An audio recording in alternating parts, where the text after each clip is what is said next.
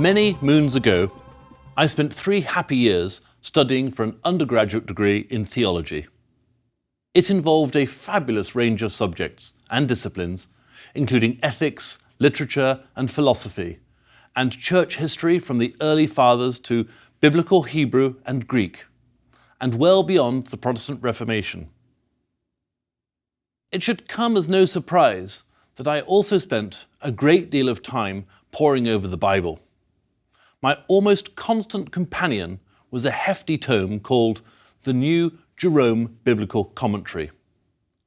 Written by the American biblical scholar Raymond Brown, this truly impressive work was a line-by-line, verse-by-verse commentary on the entire Bible, encompassing both Old and New Testaments.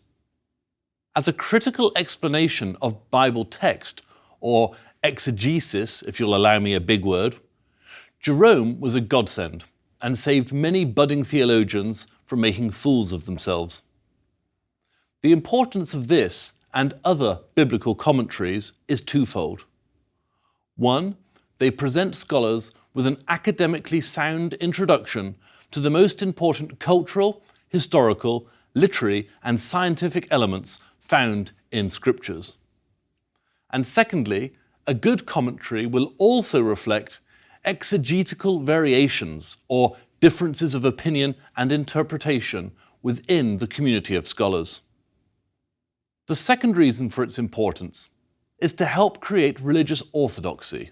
That is, it presents an approved version of a religion's foundational texts, be it the Talmud, Bible or Quran.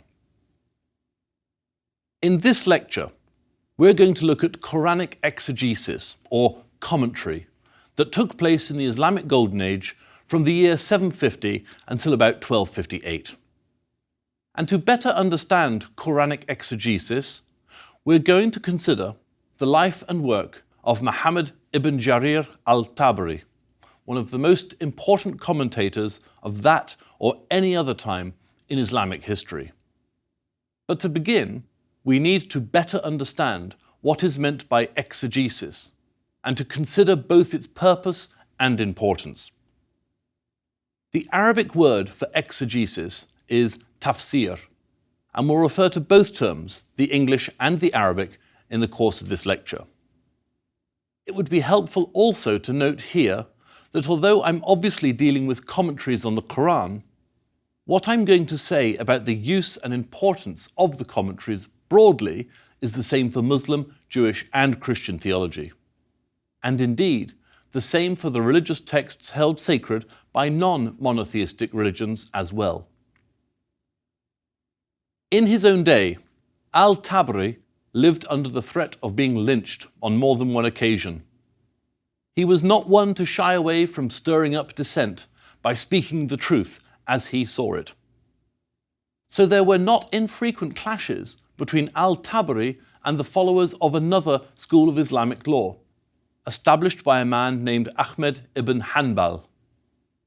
These confrontations would test the limits of intra-Muslim tolerance, and they have persisted. Al-Tabari's name has even been drawn into the very modern-day argument you might be familiar with, involving Salman Rushdie's novel The Satanic Verses.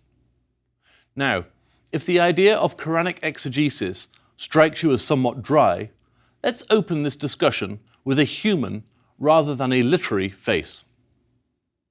According to the official accounts of the Muslim prophet Muhammad's life story, the Quran was revealed to him over a period of 22 years, in the early 7th century. Muhammad, apart from being the conduit for these revelations, and for reciting them to his followers, was also responsible for explaining the revelations to the Muslim faithful. So what we can say here is that Muhammad should be considered the first exegete, that's someone who offers exegesis or commentary, written or otherwise. The Arabic term for an exegete is mufassir, one who explains or expounds. After Muhammad's death in 632, the task of offering commentary fell to his companions, people who knew him personally. We can think of these companions as being the second phase of Islamic exegesis. However, because Muhammad's companions typically only commented on the revelation of the Quran as recited by the Prophet, rather than giving their own interpretations, they're not exegetes in the traditional sense of the word. It was only in the generations that followed, when there was no longer anyone alive who'd known Muhammad personally, that Islamic exegesis really developed. It was during this third phase of tafsir that the Quran was fully interpreted, and that more personal opinions on everything from points of Arabic grammar to personal names and family ties and places mentioned were put down. And I should be absolutely clear here that just because something was recorded doesn't mean that it was universally accepted. It was a learned opinion which was open for others to reject or reinterpret for centuries to come, and indeed even down to the present day. And tafsir isn't the only literary source in Islam, nor is it the most important. That distinction, of course, goes to the Quran itself. Today, the vast majority of Muslims see the Quran as the revealed and uncreated, i.e. eternal, Word of God. The debate over whether the Quran should be considered created or uncreated was one that waxed and waned for centuries before the more orthodox view of it as uncreated, that is eternal, having always existed and to exist always, won the day. The counter-argument, that of the Quran as a created text, centered on the idea that God is eternal, and as such, surely the divine being must exist or come before its words. Thus, those who argued for a created or non-eternal Quran said the book must have come into existence after God. Alongside the Quran and tafsir, Islamic scholars and the Muslim faithful have two additional important literary sources at their disposal: the hadith, or sayings and actions of Muhammad as heard or seen by companions and written down in his generation or the two after his death, and the akhbar, or news, which refers to the accounts of the early community of Muslims, Muhammad's companions and others. Of these, the Quran has always had primacy, but after the Quran, it might be useful to think of tafsir as the most scholarly of the other Muslim sources. The primary purpose of exegesis is to explain and make clear the meaning of a text. Perhaps obviously, such an apparently simple definition conveys only a part of what exegesis involves. Among other things, there is the need to understand the historical setting in which particular words were set down, i.e., what they meant to the first readers in the particular historical context in which they lived. It also includes, but isn't limited to, providing definitions of unknown or uncommon Arabic words, explaining the meaning of particular verses, both the words on the page and any underlying or hidden meaning that may exist, such as one might find in a parable, a simple story used to illustrate a moral or spiritual message, as used by Jesus in the Gospels, and reconciling any verses that appear contradictory. As I mentioned at the outset, the most important role of exegesis is to help establish religious orthodoxy. Orthodoxy brings not only a semblance of order to religious belief, but also confers more than a little power on those who agree with and strive to uphold that orthodoxy. For this reason, it's easy to see just how important textual interpretation, or tafsir, is for Islamic orthodoxy, just as it is for Judaism and Christianity. And so we come to the life of al-Tabari, who worked during one of the most important eras for tafsir, some 200 years after the life of Muhammad. It was in this period that much of the most important work of writing and compiling commentaries took place. And when al-Tabari proved to be one of the most important and enduring names in the field. Muhammad ibn Jarir al-Tabari was born in 839.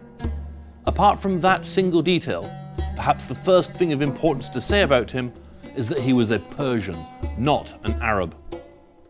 He came from a province in northern Persia that borders the southern shores of the Caspian Sea. And his family name, al-Tabari, comes from the province of his birth, Tabaristan. So why is his being Persian important? Well, the Arab-Muslim conquest of Persia began in the decade after Muhammad's death, and virtually the whole of this ancient territory fell under the control of this new imperial and religious force by 650. But the Arab conquerors found themselves ruling over a sophisticated and prosperous civilization. To put it bluntly, although the Persians had just been defeated, their civilization was far superior to anything the recently arrived Arabs had to offer, in many respects, though not all. The Arabs' trump card was Islam, and the language of the Quran and Islamic revelation, which is Arabic. Often, in the face of all evidence to the contrary, Arabic speakers saw themselves as natural superiors to non-Arabic speakers.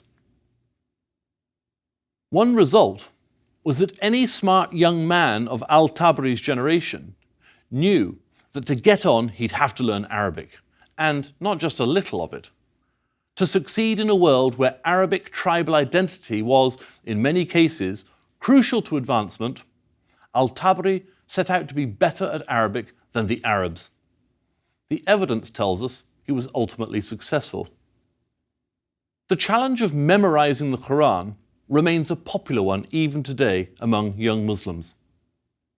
It contains more than 77,000 Arabic words. That's about the length of a short novel and almost exactly the same size as the first Harry Potter book. Well, al-Tabari managed to memorize the Quran by the age of 7. He was a prayer leader a year later, and he left home to pursue more formal studies at the age of 12.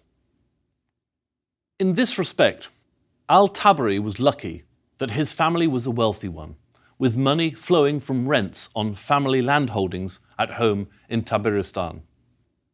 This allowed him to be a gentleman scholar, devoting all of his time to learning. And it meant he never had to rely on patronage or mind what he said to keep a patron happy. As a teenager in the mid-850s, al-Tabari travelled to Baghdad, the capital of the Abbasid Caliphate, and, at that time, still the most important centre of learning in the Islamic world. Al-Tabari went there to study under Ahmed ibn Hanbal, one of the most famous and highly regarded of all Sunni Muslim jurists, who had established a school of Islamic jurisprudence that was named after him, Hanbali. Al-Tabari, however, was too late, as Ibn Hanbal had died shortly before the young man's arrival. As we'll see shortly, however, this wouldn't be the end of al-Tabari's dealings with the Hanbali school. So, al-Tabari continued to travel widely, including to Syria and Egypt, and he met with local scholars wherever he went. This broadened his mind and gave him a wealth of material for the books he settled into writing. Al-Tabari was not only an intellectually curious man, he was also a born collector who accumulated mountains of material on his travels. And he would devote most of the rest of his life to distilling and publishing his thoughts on this material so that other scholars could make use of it before it was lost forever. The reader, al-Tabari wrote in the introduction to his tafsir, should know that with respect to all I have mentioned and set down in this book of mine, I rely upon traditions and reports which have been transmitted and which I attribute to their transmitters. I rely only very rarely upon my rationality and internal thought processes. In other words, Al-Tabari was saying that he wasn't making things up, and that his record was as accurate as possible within the framework of trusting ostensibly accurate and reliable chains of transmitters. As it turns out, countless texts he consulted are now lost to posterity, but he seems to have seen the value in everything, leaving no subject neglected that he deemed important. These invaluable sources included some of the earliest rulings on Islamic law, commentaries on the Quran and the sayings of Muhammad, and accounts from eyewitnesses at the dawn of Islam. One of the beauties of Al-Tabari's scholarship is his honesty. Al-Tabari comes across as a much more scrupulous author and compiler than some of his contemporaries. Of course, he had an agenda to produce Islamic exegesis, but he wasn't prepared to sacrifice this goal by indiscriminately leaving out opinions that didn't agree with his own. Perhaps it's because of his intellectual honesty that this became the standard work of tafsir by which all consequent works were judged. Had he been a polemicist instead of an exegete, his words might have been popular in their day, but they wouldn't have survived as works of scholarship. This book of mine, he allows us, may contain some information mentioned by me on the authority of certain men of the past, which the reader may disapprove of and the listener may find detestable, because he can find nothing sound and no real meaning in it. In such cases, the reader should know that it is not my fault that such information comes to him, but the fault of someone who transmitted it to me. I have merely reported it as it was reported to me. Al-Tabari's success as a scholar is validated by the fact that his tafsir, or exegesis, remains a central and standard text of Islamic commentary more than 1100 years later. How's that for a shelf life? So let's turn now to another remarkable work by Al-Tabari. Rather than Quranic exegesis, it's history, and viewed by many scholars as his most important work. Known in Arabic as Tariq al-Rasul wa al-Mulk, this translates in English as the History of the Prophet and the Kings. Al-Tabari completed it in the year 915, and it's remarkable for a number of reasons, two in particular. One, its scope or ambition, and two, its length. Rather than being written, it's more accurate to say it was compiled and edited. And rather than one man's view, this history of the Prophet and the Kings was a compilation of other people's writings. As audacious as it sounds, Al-Tabari's intention was to produce a history of the world from its creation through the Old Testament prophets and the Persian empires up through Muhammad's lifetime to his own day and life in the Abbasid Caliphate. Drawing on as many sources as were available to him, Al-Tabari worked chronologically and virtually without comment, allowing the words of the original authors to speak for themselves. Where he does comment, it's typically to raise a grammatical matter, to clarify the use of a particular word or phrase. From a Western perspective, it's interesting to note that Al-Tabari barely mentioned the Greeks and Romans, whom we typically place at the very heart of our historical past. But Al-Tabari is right that it's the Persians who are the more important force in the region, and it's their children, including Al-Tabari himself, who continued in Al-Tabari's lifetime to exert an important influence on the cultural and even religious life of the Middle East. This view from Baghdad by a native Persian has seen Al-Tabari accused by his critics of being partisan and biased. But rather than bias, I suspect it's more accurate to say that Al-Tabari was writing from his own perspective and to his expertise. As for being a partisan writer, a good counter-argument is his inclusion of so many narrative accounts of the early days of Islam that show the first believers in a negative light.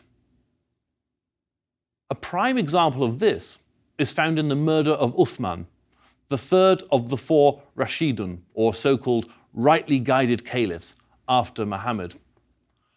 Long after Al-Tabari's day, Uthman's murder remained a controversial issue, but Al-Tabari was happy to produce accounts from different opinions as to what happened and why, even as they hardly depict the earliest Muslim community favourably. Furthermore, Al-Tabari's history, and even more so his tafsir, relied on his skill at presenting clear linguistic definitions of Arabic words and phrases, and offering grammatical corrections to the original Arabic texts. This is especially notable when we recall that Al-Tabari was not a native Arabic speaker, but rather a Persian. By and large, Al-Tabari is the model of an unbiased scholar in allowing the texts to speak for themselves. For instance, where possible, Al-Tabari liked to include two or more descriptions of the same occurrence. Sometimes these different accounts are in agreement, and often they're not, instead offering contradictory accounts of events. That doesn't matter to Al-Tabari. He's not offering his blessing on these earlier writers and their accounts of history. Instead, his task, as he saw it, was to make the texts available to other educated readers, while he remained scrupulously neutral. Apart from allowing modern historians to look back at texts that are no longer available, Al-Tabari's history forms a central component of how Muslim historians see the origins of their religious history. In a sense, this makes up an important plank in the narrative that encompasses the foundation myth, or the earliest sources dealing with Islamic world history. It really is an unparalleled collection of early texts, and it retains a great deal of value because Al-Tabari was so conscientious in listing his sources, many of which, sadly, no longer exist, making his the sole extant authority.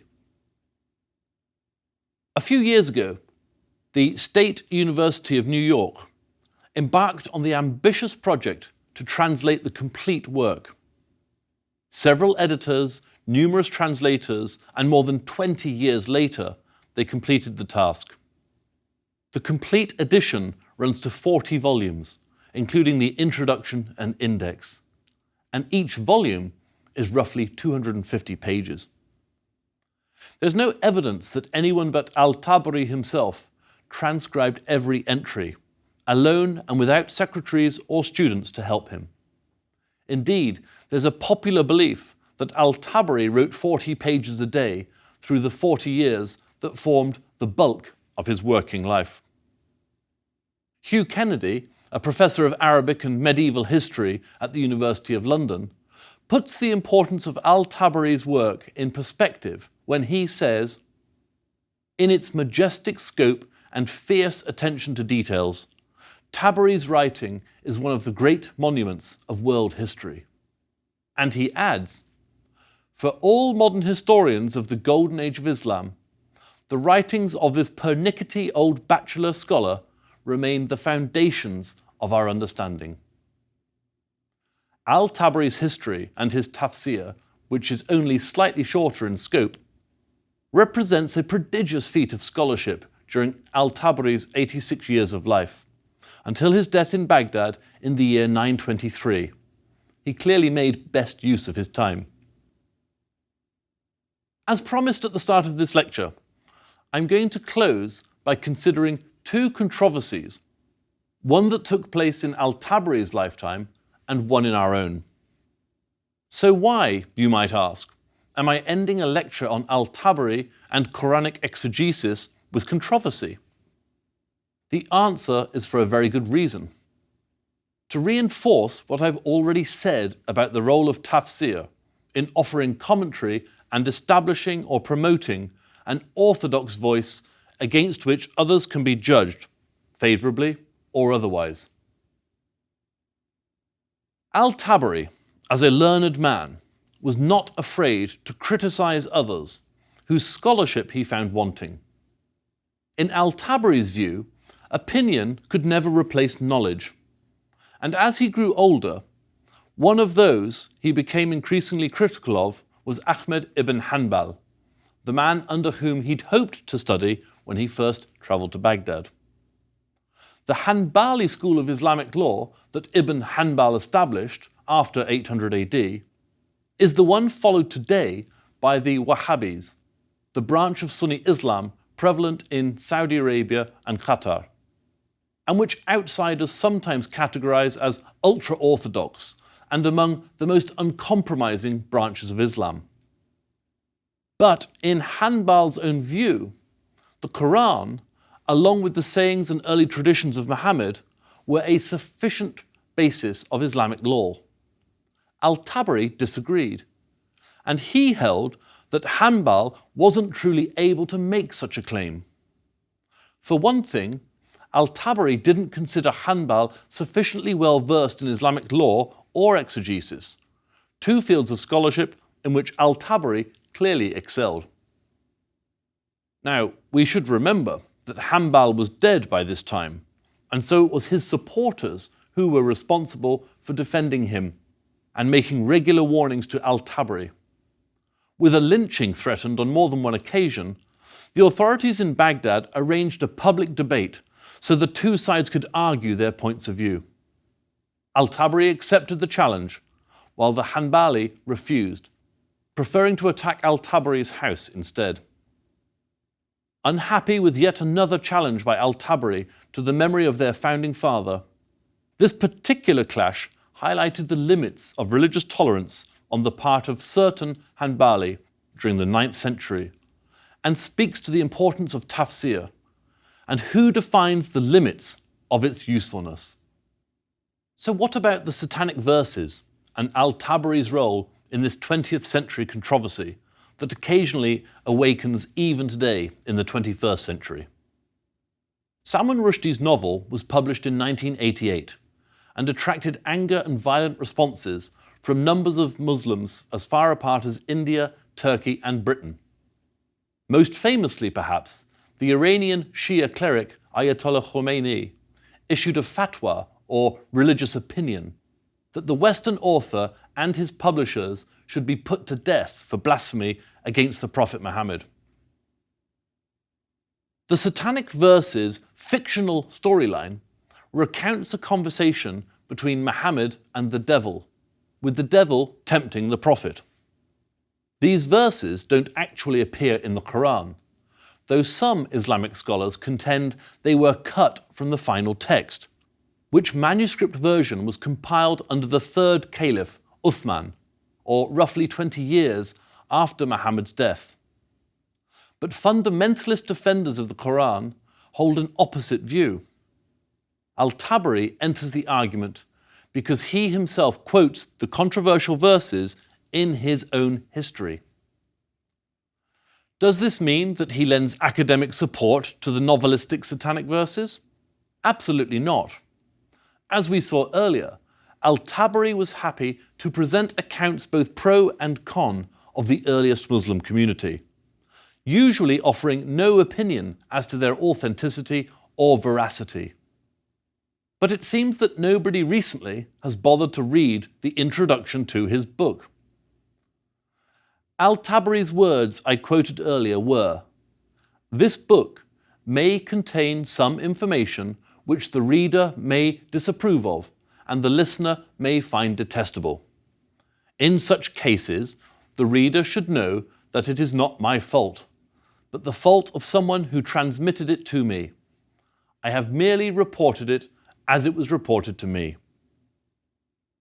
Many on both sides of the Salman Rushdie affair rushed to take Al-Tabari's work at face value, rather than understand that he was reporting, without prejudice, the words of others.